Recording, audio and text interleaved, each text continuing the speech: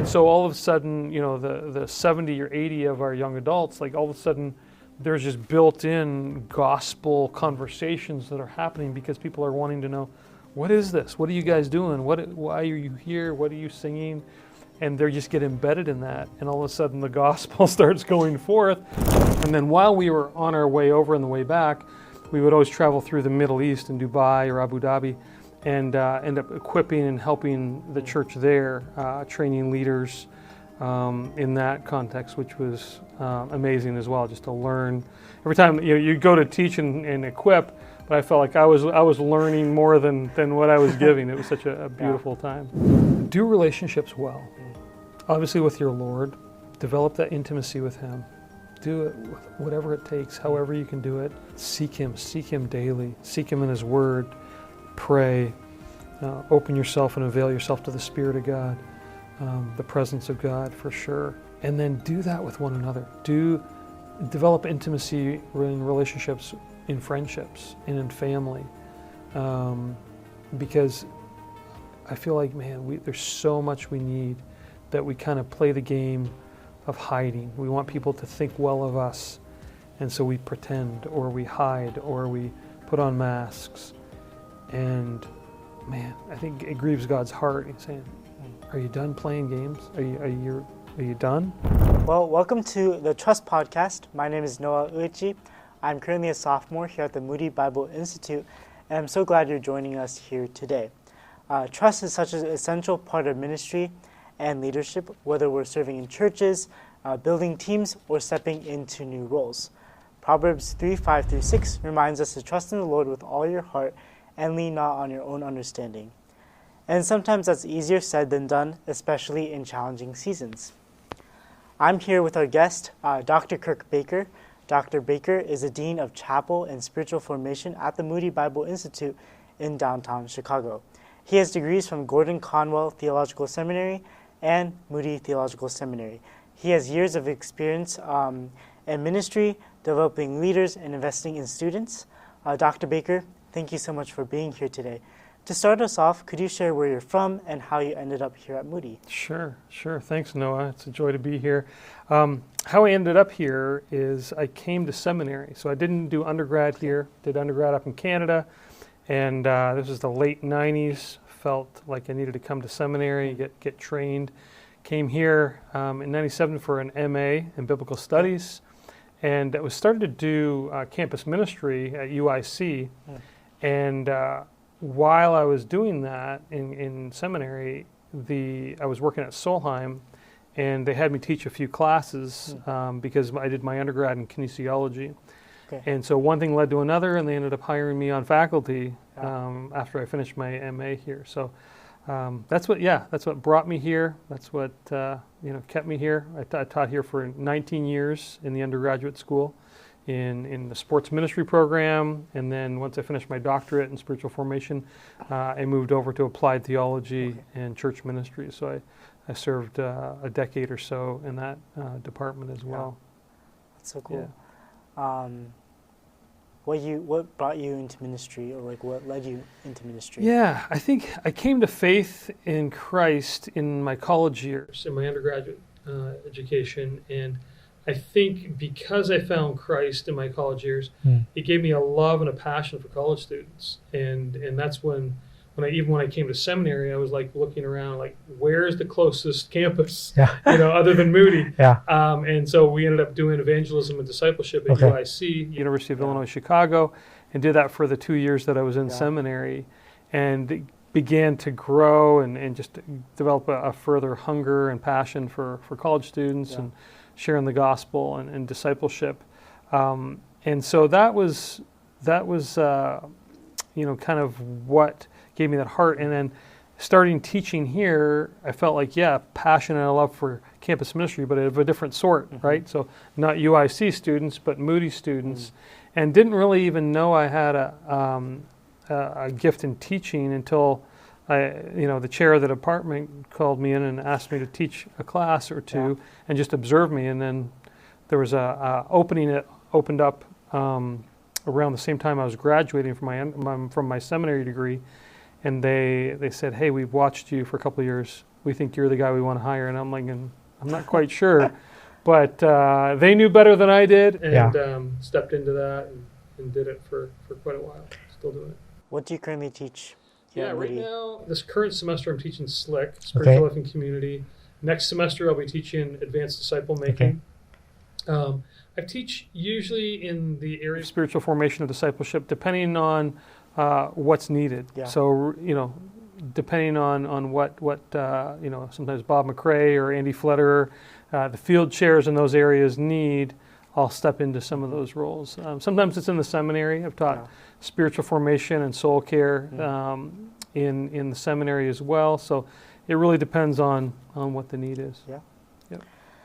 When I read your bio, you said you had experience overseas in Vietnam, I think India, Canada. If you want to expand on that. In the Middle East. So, I did. Started off in Vietnam. Was another faculty member and I took a group of Moody students over to teach English on the South Delta of Vietnam. This was probably 15, maybe 20 years ago. And loved it. It was so great to just enter into that context. And teaching English was just an amazing avenue for the gospel. And they're so hungry just to learn English, but also the freedom to teach the Bible and to talk about Christ. So that was just such a wonderful time over there. I also connected with a colleague who has a seminary over in India and did several trips training pastors over there. So pastors who were in rooted contexts that couldn't get to brick and mortar seminaries, we would take coursework to them in different regions of India. And so we go over and teach MDiv students and doctor of ministry students and help that program. So I did that several years. And then while we were on our way over and the way back, we would always travel through the Middle East in Dubai or Abu Dhabi and end up equipping and helping the church there, training leaders in that context, which was amazing as well, just to learn. Every time you go to teach and equip, but I felt like I was learning more than what I was giving. It was such a beautiful time. That's so cool. What were some of your first experiences stepping into ministry and leading teams?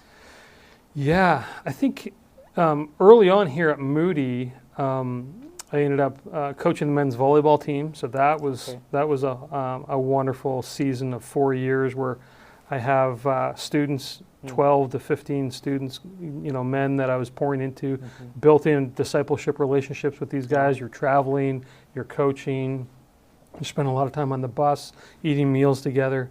That was such a beautiful time, and really that was my first formal leadership role in an intense way. Definitely in the classroom, for sure that was the case as well.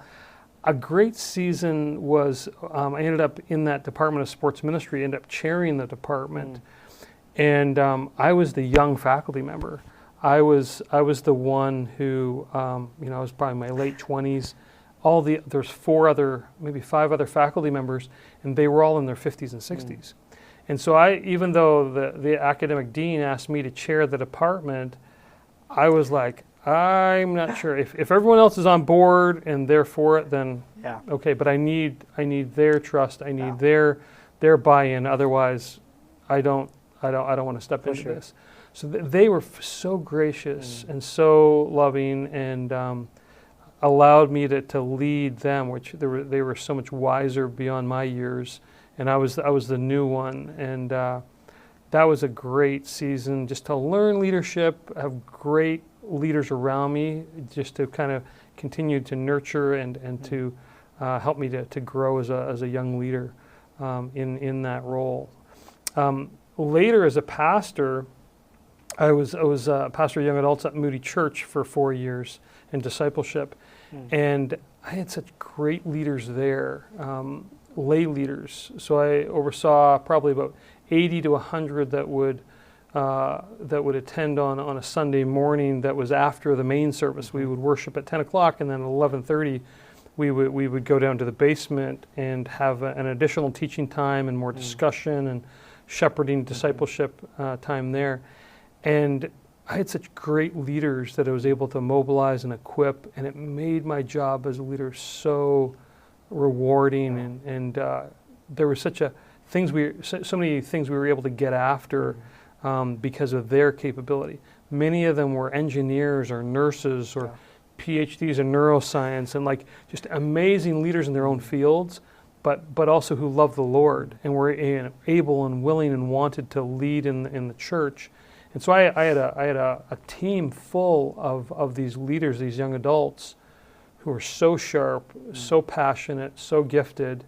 I was just like, I just needed to unleash and allow them to run and kind of give them a little bit of direction, and they were off to the races. So it made my job, I wouldn't say easy, but just we were able to do some amazing stuff. And that was during COVID. And that was difficult because we weren't allowed to meet in the churches. So we ended up having church out in Lincoln Park under a tree. And we're like, and we would just do worship services out there, and it became an outreach thing every Sunday. And but so cool. So much of it was tied to those leaders. I just kind of was able to steer the ship, and they just ran with it. And I was just so glad to be part of it. Yeah. Thank you for sharing that. As the Dean of Chapel and Spiritual Formation, how do you pick themes for chapel and ensure that they're faithful to Moody's gospel mission? Yeah, no, great question. A lot of prayer, a lot of collaboration. I view myself as a collaborative leader, so I just got out of a meeting with Dr. Mitchell, and so he and I have been tasked to come up with the chapel theme for next year.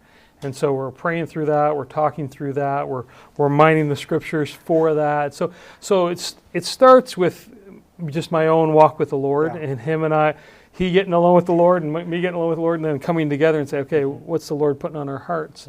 And then talking it through, sifting through different passages and ideas and themes. So it does. Sometimes I don't know, it might be, I've never written a song, but I feel like it is kind of like that, where you're kind of like, okay, Lord, what are you doing? What message are you wanting to communicate? Because it is a very important thing to be done, and we don't take it, lightly. I think that we spend a lot of time in prayer and seeking the Lord on what do you want to communicate to students? Where do you want to direct us as a student body, as faculty and staff? This upcoming year, and so I won't reveal yet where we're going because it's not fully crystallized yet.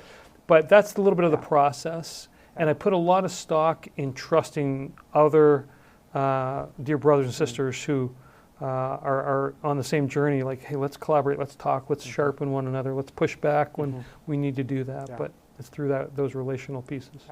No, this year's chapel theme, presence. From Acts 2:28. Yes.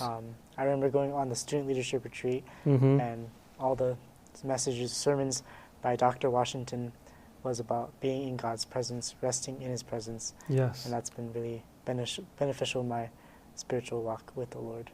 Good. No, I'm so glad. So glad.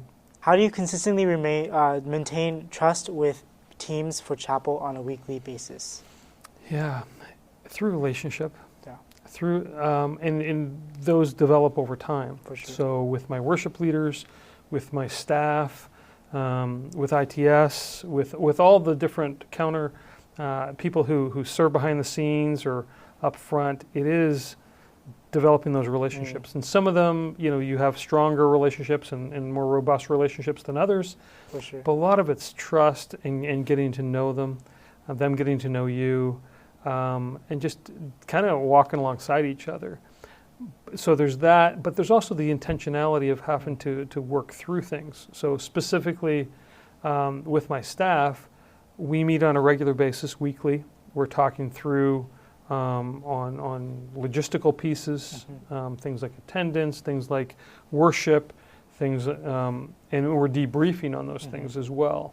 Things that we plan and put a lot of effort in, and like, how did that go, or what do we need to do better, or what didn't go well? And so in that crucible, you get to know one another, right? And you get to know gifts and abilities, and that's why it's so good to walk with one another.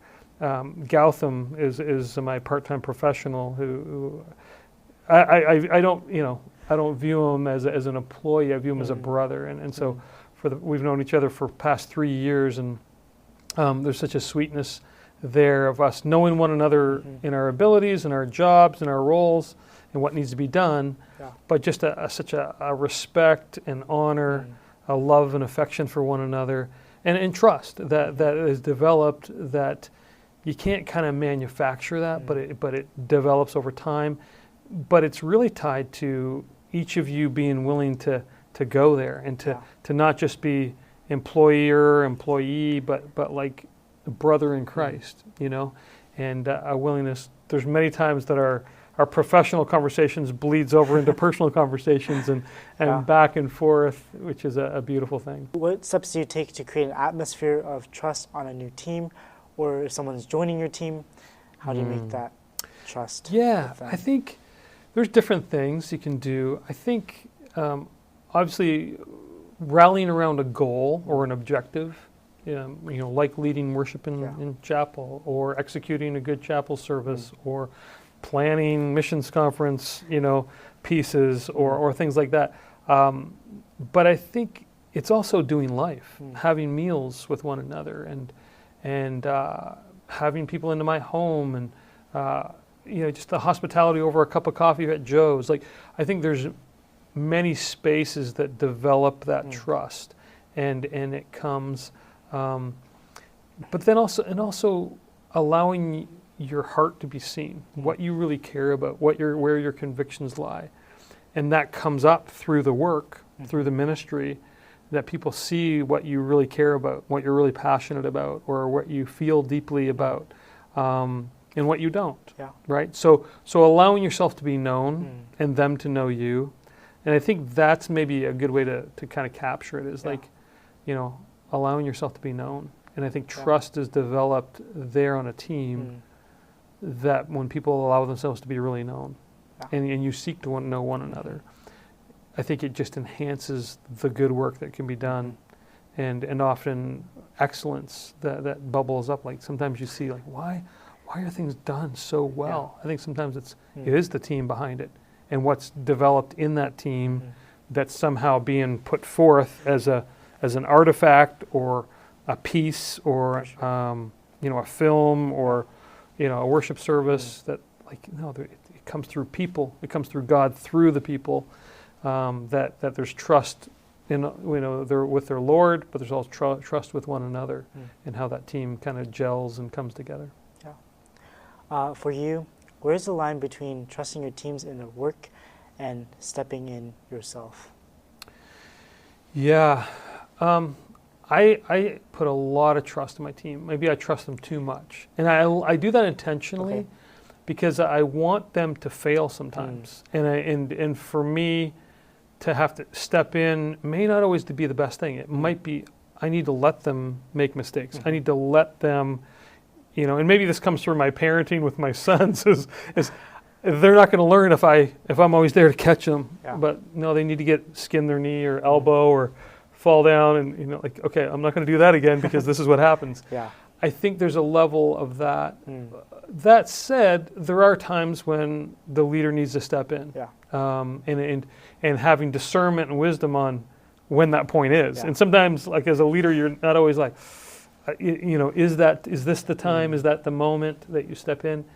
But you don't want things to unravel where, there's going to be things that happen that that you want to avoid, or that that's too costly, we can't allow it to go to that level.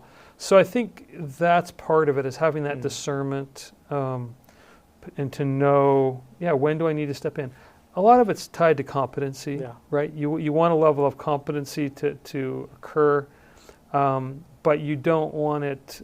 You don't want things to just unravel. So there's just like okay. Now we've disintegrated to a level, there's no competency whatsoever.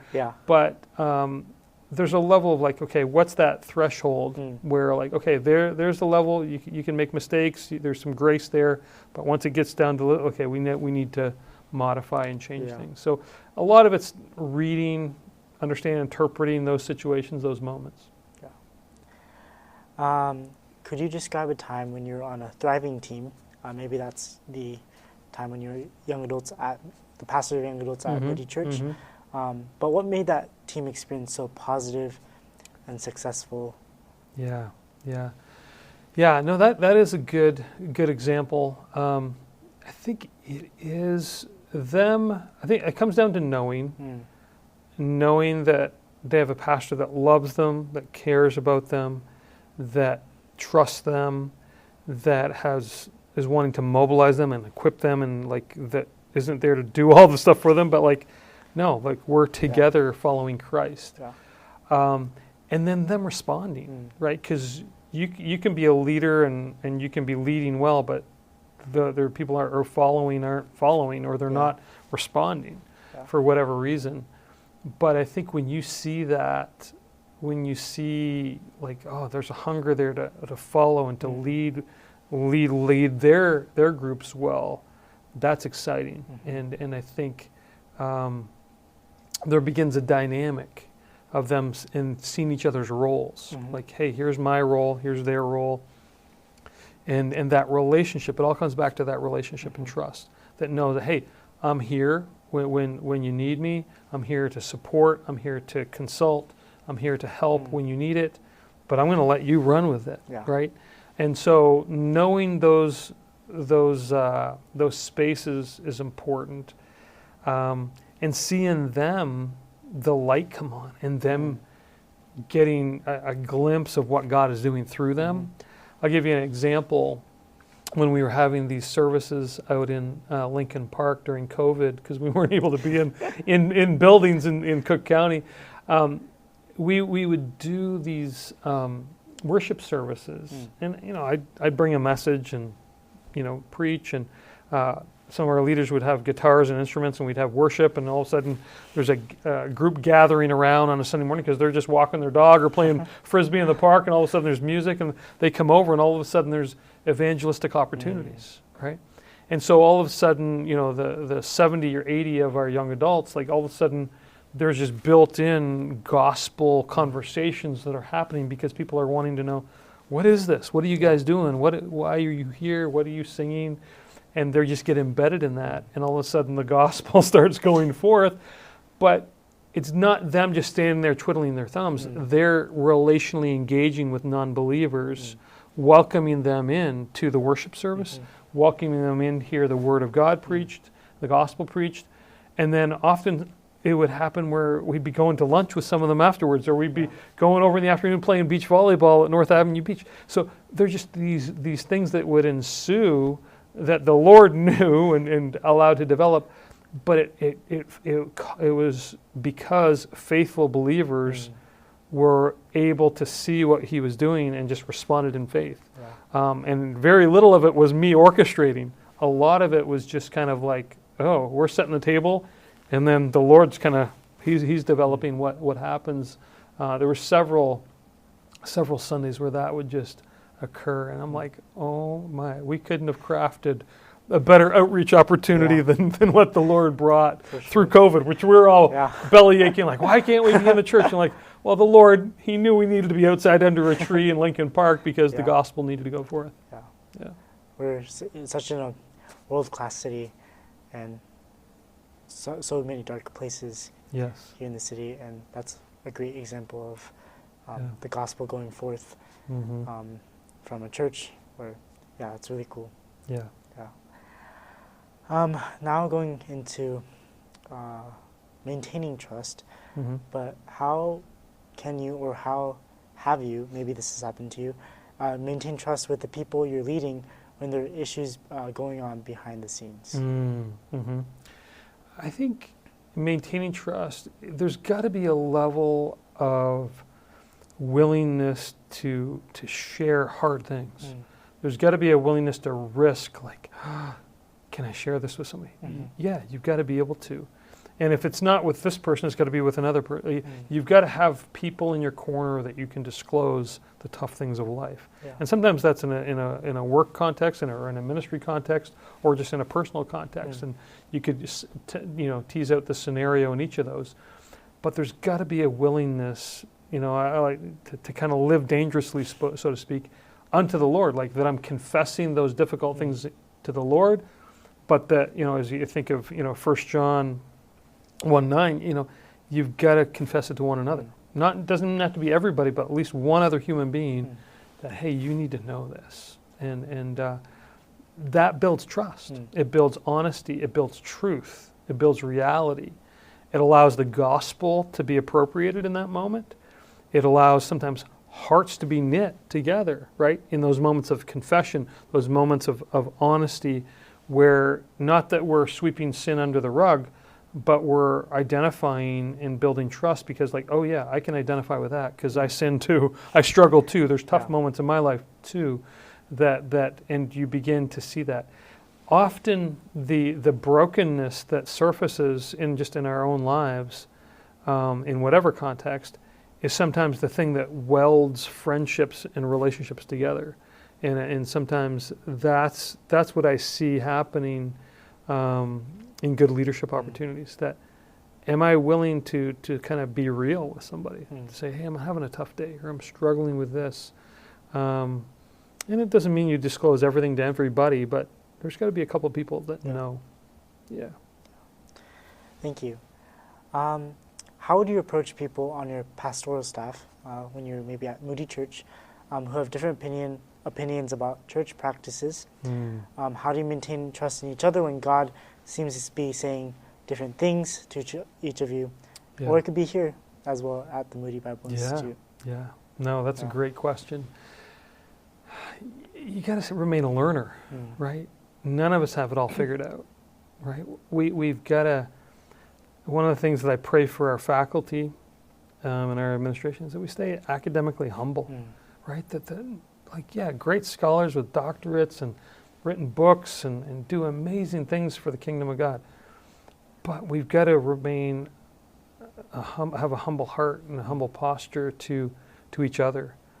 And if that's not there, then the Lord's really going to be limited in what He can do through a group of people. So there's got to be that, just to be a learner. So whether it's a church context, and in your situation that you mentioned, there's always issues that come up.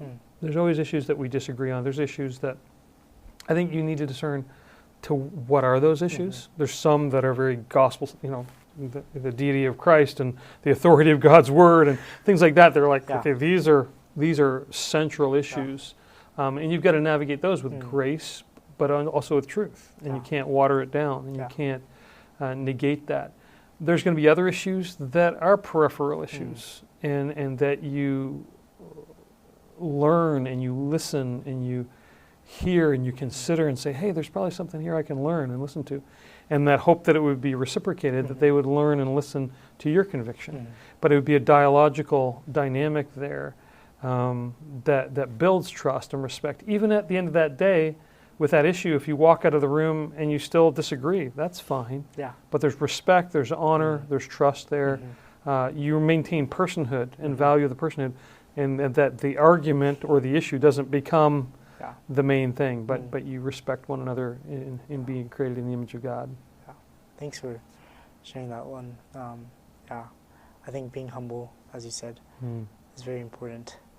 Yeah. Otherwise, it might seem a little off-centered or self-centered to others. But going into the next question, what does the Bible have to say about trust? Yeah, there's a lot.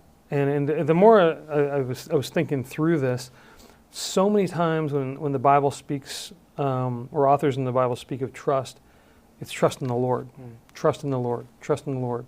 Don't put your trust in man.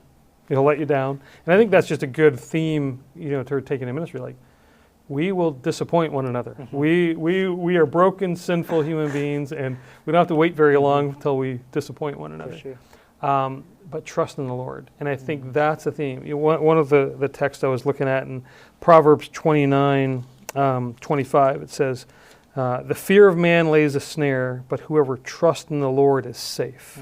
Whoever trusts in the Lord. So just that's where we put all our eggs. Like, hey, at the end of the day, I hope I have brothers and sisters around me that I can trust and that are going to be with me in tough times and stressful times, and when the storms of life come, I need brothers and sisters around me. Yeah. But at the end of the day, I put my trust in God, right? And He's the one.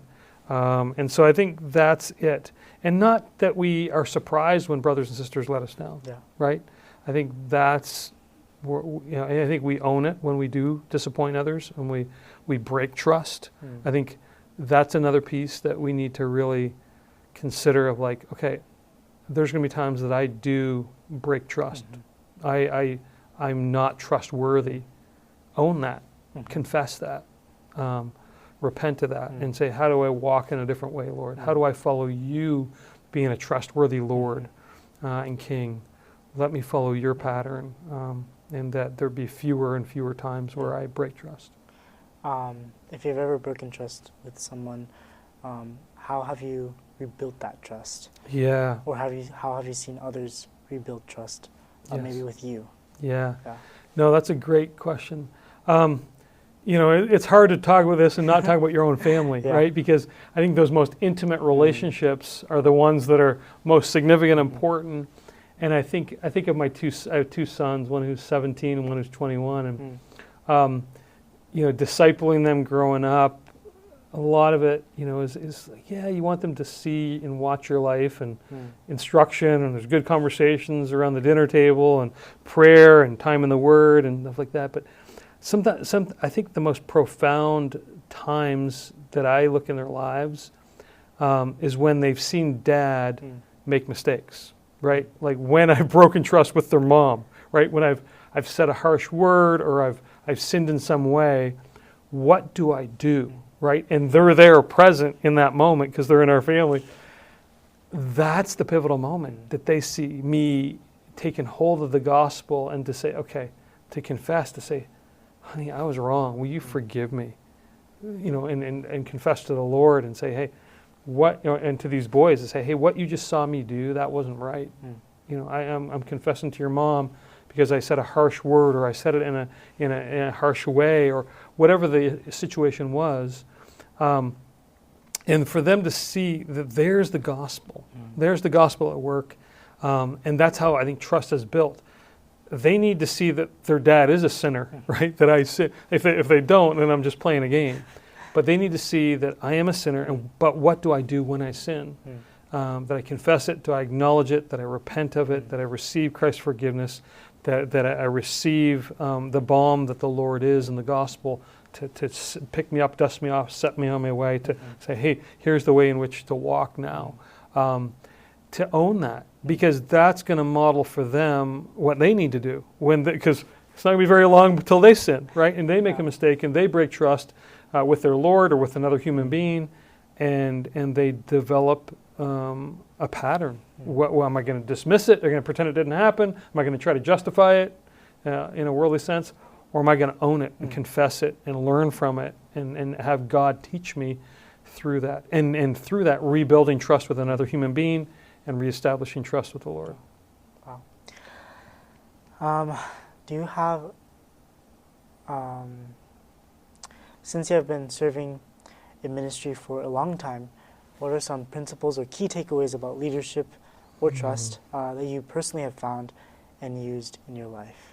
Yeah. I think just watching other people who do it well, right? I love that's the beauty of being at Moody Bible Institute. There's so many godly people around here that you can just watch. I love watching Dr. Sisk, our provost. I've known him for 20 years, and just to observe him, watch him, spend time with him, learn from him. There's oodles of colleagues I could point to on that, but being around people who are trustworthy and who model it well, to say, hey, I want to watch how they walk their walk with the Lord. Yeah. And I also want to watch them, how they do it with other human beings, right? How they love God and how they love others. And how trust is at the center of all that. Yeah. And then to the same thing that I mentioned about my kids, what do they do when it's broken, right? Because you be with those folks a bit and you be with them long enough, you're going to see them make mistakes. And what do they do when they make mistakes? Are they humble? Are they repentant? Are they contrite? Do they turn to the Lord and they turn and model what the Lord has modeled for us? in that. So that's it, and it takes humility. I think that's the thing that I see in our Lord, right? Him embodying humility, of taking on human flesh, him dying on a cross. I mean, the whole storyline of his life and the gospel is embodied humility. And I think that is so key to establishing trust, in whether it's in leadership or in a family or both, or in a teaching or pastoring context. Man, there's such need for humility.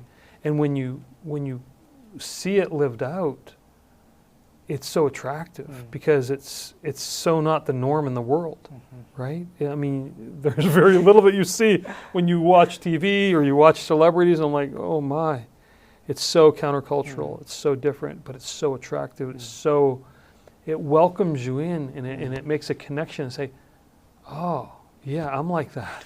When someone shows you, like, here's the real me, I'm like, yeah, I can identify with that. I can identify with brokenness. And I need others in front of me to model for me. How do I model? How do I live with humility? How do I live to rebuild trust when I've broken it?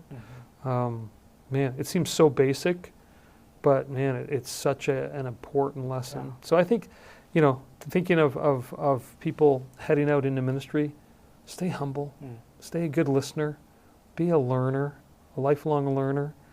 Surround yourself with godly people who are way smarter and way more godly than you, right? Yeah. Seek them out in the church and spend time with them and pick their brains and walk with them and learn from them and let the Lord use them in your life. And then as you acquire whatever you're acquiring, pour it out into others, right? That you're loving on people and those who are following you, maybe. What's something like if you were 18 years old, entering college, what's something that you could have wished that you've known, or you could have told yourself back then? Yeah, that's good. You don't know yourself as well as you think you do. Self-awareness is one of those things that, I just turned 53 and I think I'm still developing my self-awareness. But I feel like, the stereotype, unfortunately, is that, oh yeah, I've got it all figured out, I know. Talk to an 18-year-old and they got the world by the tail and they got more confidence than they know what to do with, often. Not everyone, but often. To say, okay, humble yourself before the Lord, and to say, okay, Lord, help examine my heart. Help me to be aware of who I am, who you created me to be. What are the areas, what are my blind spots?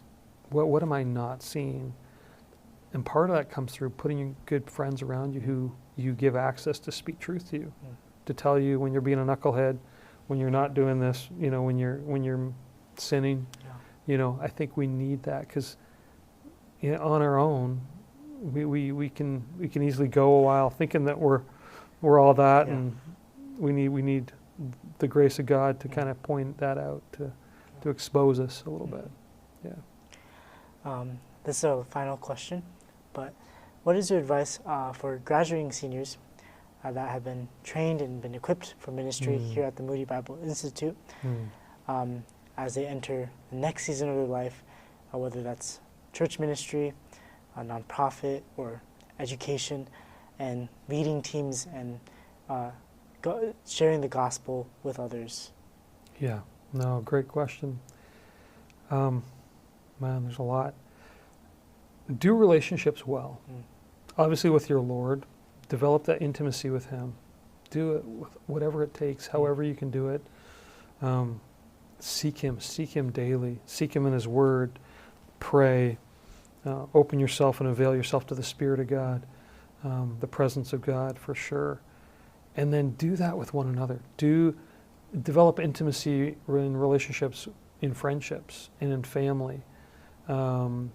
Because I feel like, man, there's so much we need that we kind of play the game of hiding. We want people to think well of us, and so we pretend, or we hide, or we put on masks. And man, I think it grieves God's heart. He's saying, Are you done playing games? Are you done?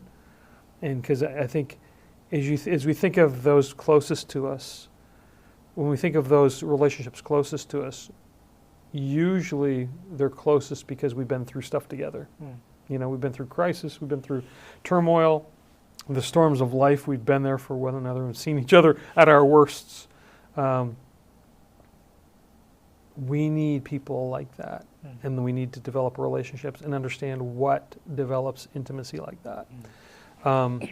That's it. In the church, we need leaders who know how to relate to people, not just preach, not just exegete, not just do this, that, or the other. We need people who can relate to the people in the pews and who are going to be there for weddings and funerals and newborn babies and all the stages of life when you're at their worst and also on the mountaintops.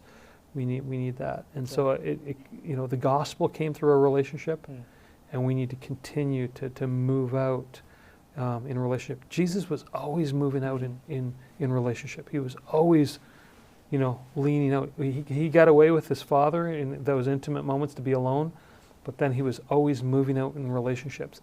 We have that same responsibility. Yes, get alone with God, hone that intimacy with Him, worship Him, commune with Him, but then there's a moment where okay, I switch gears and now I'm moving out compelled by the Spirit, compelled by what I've encountered with God in private. Now I'm moving into those relationships. Well, thank you so much, Dr. Baker, for coming on the Trust Talk show today.